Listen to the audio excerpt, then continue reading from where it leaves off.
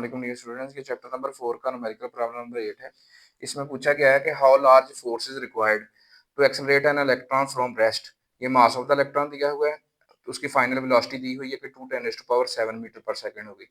और ये जो वेलोसिटी में चेंज आई है, ये ओनली 5 सेंटीमीटर तक फोर्स लगने की वजह से जो उसमें चेंज आई है। तो हमने 5 सेंटीमीटर को भी मीटर में स्टैंडर्ड यूनिट में कन्वर्ट कर लिया। तो देखें जितना उस इलेक्ट्रॉन के ऊपर वर्क हुआ है ना, क्योंकि उसकी पहले जो इनिशियल वेलोसिटी थी वो 0 थी, ठीक है? तो वो जितना उसके ऊपर वर्क होगा, उतनी जो है उसकी जो काइनेटिक एनर्जी है वो बढ़ जाएगी। अच्छा, उसकी पहले कब तो काइनेटिक एनर्जी 0 थी। सो अब जो भी उसकी काइनेटिक एनर्जी होगी, वो ही इक्वल टू वर्क डन होगी जो उसके ऊपर किया गया। सो वर्क का फार्मूला आपको पता है कि F इंटू डी होता है, F डॉट डी होता है, लेकिन एक्चुअली जो फोर्स लगेगी और जो फोर्स उसके ऊपर लग रही है, ठीक है, वो अलोंग द उसकी डिस्प्लेसमेंट लग रही है। तो इस वजह से यहाँ पे कॉज ऑफ 0 आएगा और कॉज ऑफ 0 आपके पास 1 होता है।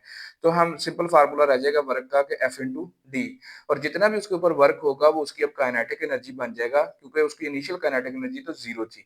सो उसकी अभी जो काइनेटिक एनर्जी बनेगी that is half mv square, और ये v उसकी वही फाइनल वेलोसिटी है 2 × 10⁻⁷ वाली। तो हम इस रिलेशन की मदद से जो है हम आसानी से फोर्स डिटरमिन कर सकते हैं। ये d इधर मल्टीप्लाई हो रहा है, दूसरी साइड पे जाके डिवाइड हो जाएगा। अब इसमें सिर्फ वैल्यूज ही पुट करनी है। ये हाफ, ये mass of the electron 9.1 × 10⁻³ kg, ये उसकी final velocity that is 2 × 10⁻⁷ metre पर सेकंड, और ये फार्मूले में क्योंकि इसका स्क्वायर है सो इधर स्क्वायर लिया जाएगा, डिवाइडेड बाय डिस्प्लेसमेंट।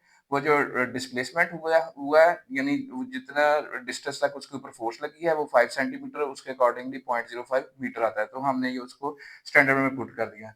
हमारे पास इसको हमने कैलकुलेट किया, उसका जवाब आया 3.64 × 10⁻⁻15 Newton. Hopefully answered the question.